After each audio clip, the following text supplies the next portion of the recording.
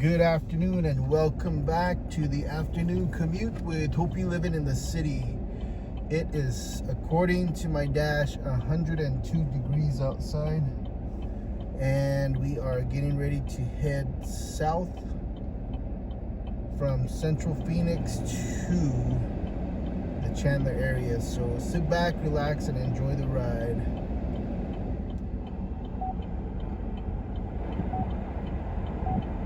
Rotation. And now it looks like he's out because he's going to have Tommy John surgery. So, what we find is even if initially the two systems run alongside each other, over time there's a temptation on the part of providers and governments to close down the analog manual systems, which are more cost intensive for them. And that's where the problems start. Disgruntled queues here at the SASA office are a bit shorter than they once were, but they serve as an example that the move to digital must make sure to bring everyone along. For the world, I'm Elena Schütz, Johannesburg, South Africa.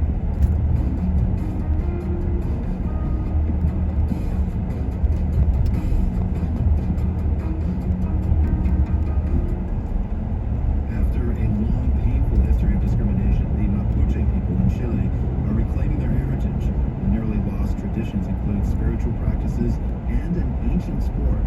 Michael Fox takes us to the Chilean capital of Santiago for that story. It's a warm spring Sunday morning. A few dozen people congregate in the park. They've brought food and drinks to share, and they have two things in common. They are all indigenous Mapuche who live in Santiago, and they are here to play palito.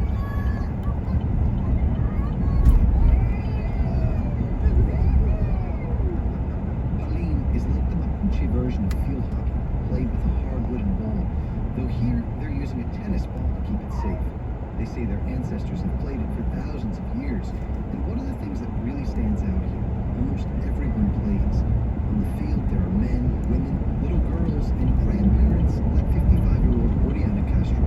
Bien, porque nosotros estamos viviendo entre nuestro juego ancestral.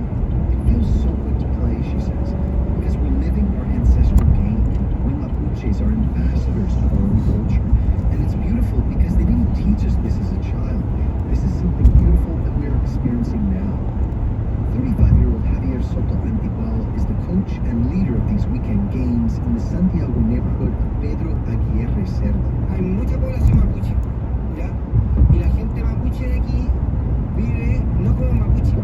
He says there's a large Mapuche community here, and with the help of the Mapuche organization Wenyewen, or New Force, they've been holding these community games here for 3 or 4 years.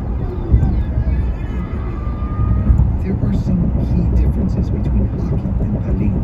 You still try and score on the other team by knocking the pali ball off the goal line on the other side. But the teams don't line up on each end of the field. Instead, they line up long ways, and each player is matched with someone on the opposing side to be their complicante or con. You can think of this as man-on-man defense, but it's much more than that.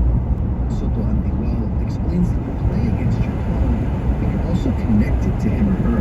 Si tú juegas y el otro está débil, tú tienes que ayudarlo a que esté despierto. So it means that if you're playing and your pawn is tired or weak, you have to help them wake up, says Soto Antigual. If they get hurt and you can't play, you have to leave the field too. So it creates this rivalry, but also friendship. They say this duality, two opposing sides finding equilibrium, is an important facet of Mapuche cosmovision. Claudio Vidal is 36 years old. He has long hair and dark eyes. He's been playing for 3 years. Está perdiendo mucho el tema de la cosmovisión mapuche, que es como la de religión. You're really losing the Mapuche cosmovision, he says. If you spoke about Mapuche religion 30 or 40 years ago, there was a lot of discrimination, and now things have really improved. There's an increased awareness and interest in Mapuche and our ancestral knowledge. Ivone Gonzalez is with Radio Huerpin Uruf, a radio station dedicated to Mapuche community and culture in Mapuche territory in southern Chile. El palín se convierte en una revitalización de nuestra cultura porque Today, Aline has become a way of revitalizing our culture. In the older volleyball players want to help motivate the next generation, says Gonzalez, their children and their grandchildren. Gonzalez says Palin is at the heart of Mapuche identity. In the past, it was a means of resolving disputes peacefully and an integral part of their most important ceremonies. Los inicios de campaña, se convoca a Palin de cada territorio.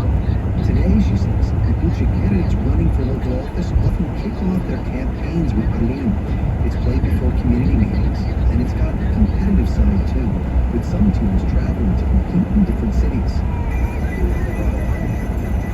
But it is not just a sport. Guillermina Rojas is 55 years old. She wears a shirt with the colors of the Mapuche flag, blue, green, red, and yellow. She's only been playing for 2 years, but it has changed her life. Me pasa como algo mágico. A mí me cuesta correr, no sé cómo que sale cuerpo. It's like magic, she says. It's hard for me to run. I'm heavy set. But I feel like when I'm on the field, it's not me who's running. It's my ancestors, she says. My Mapuche ancestors. De donde el pueblo que yo pertenezco, que yo soy mapuche. As Rojas speaks, tears run down her cheeks. She says she plays barefoot because it's her connection to Mother Earth. And when she holds the weed, the wooden stick, she also feels her connection to the natural world. Sí, pues es importante porque a través de esto nosotros Palin is important, she says, because this is the way that we're able to continue our culture. We practice it, and it's not just about sport. It's about our spirituality that fills us and gives us the strength to continue. That, she says, is particularly hard in the city, far from Mapuche territory in southern Chile. The game ends, and everyone on the field runs in to hold a final ceremonial chant. Coach Soto Antiwao says it was a great game. They lift their sticks high and beat them together. Not just one side, but everyone on the field, united together. For the world, I'm Michael Felix, Santiago, Chile.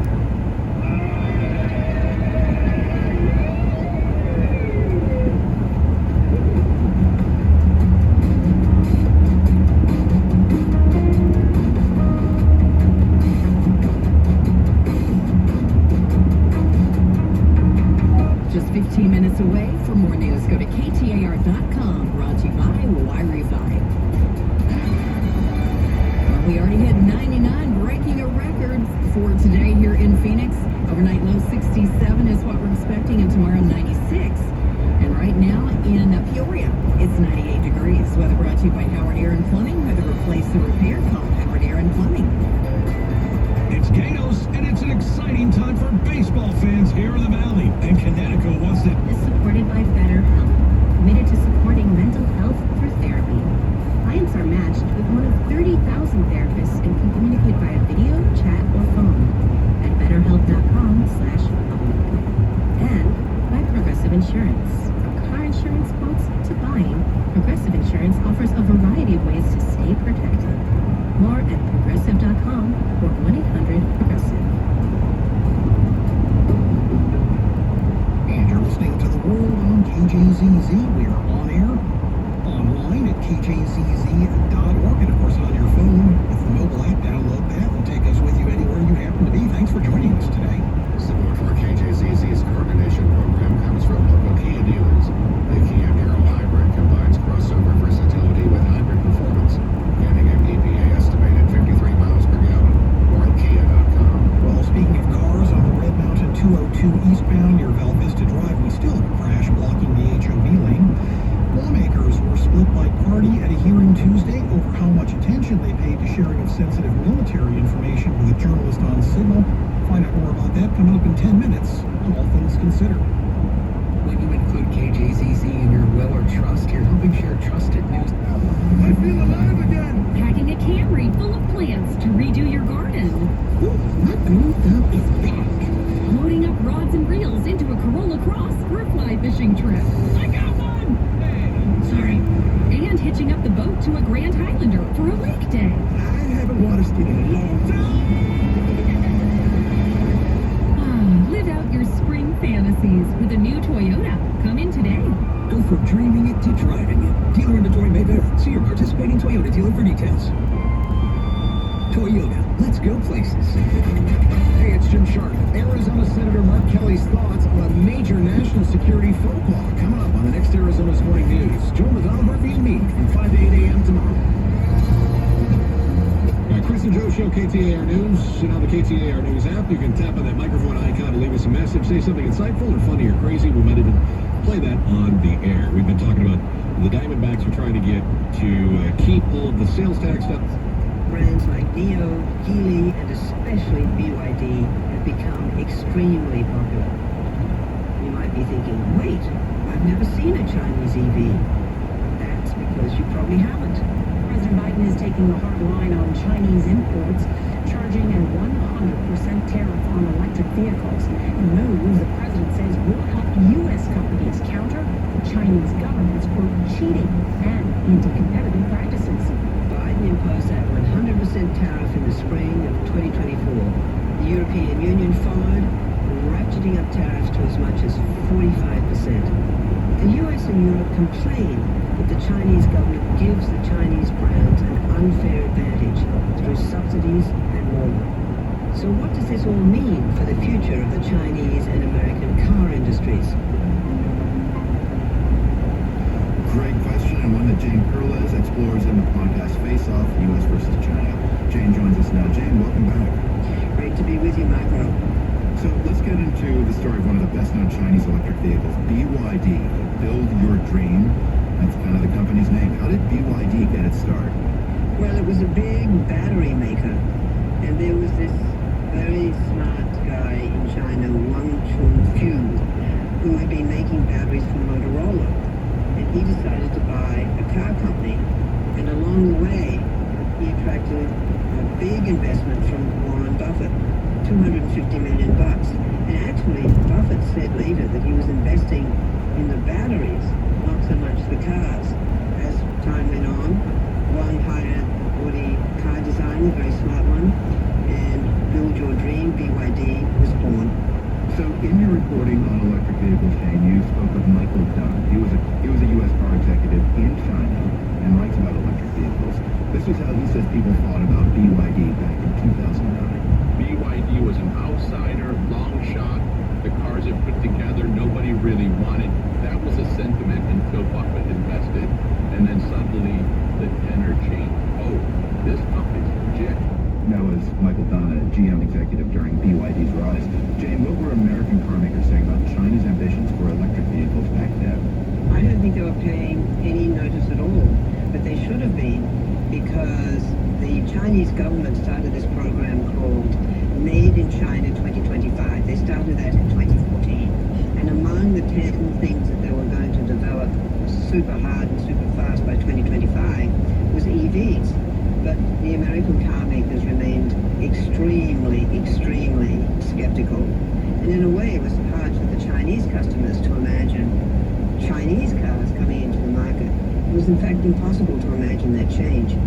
And Jane, that script did get flipped, and it's really all about one car brand in China, Tesla, not a Chinese brand. So can you explain how Tesla accelerated China's own homegrown electric vehicle industry? Well, I think that Elon Musk saw an opening, and he persuaded the powers that be in Shanghai to build a factory in super fast time, 10 months to build a manufacturing plant for Tesla back in 2020, with a brand new factory, thousands of workers, and they produced more than 100,000 cars in their first year of existence. And the Chinese people, the Chinese car buyers, suddenly flipped from German and Japanese cars to the Model 3 Tesla. Tesla couldn't sell them fast enough. They went off like a rocket, and Michael Dunn explains the switch this way. After Tesla stepped into the market, there was a transformation in the way electrics were perceived. And suddenly they became the new cool. And as a result, there's like a halo effect that extended to electric cars and Chinese electric cars in particular. You know, there's almost like a before 2020 and after 2020. Before Tesla and after Tesla. Like a school of fish in the ocean suddenly pivoting in a different direction. We saw Chinese consumers who, up until then, said, I don't want a Chinese car, and I definitely don't want an electric car, flip and say, I want nothing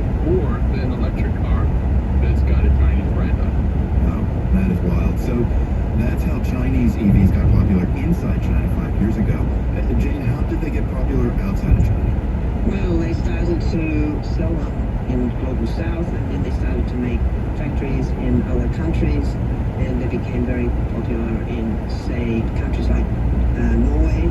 There's zero Chinese cars now. 11% of their cars are Chinese EVs, so it was quite an extraordinary jump. So when you look at the global car market now, Jane, how dominant are Chinese car manufacturers? Extremely dominant. China can supply half the world's demand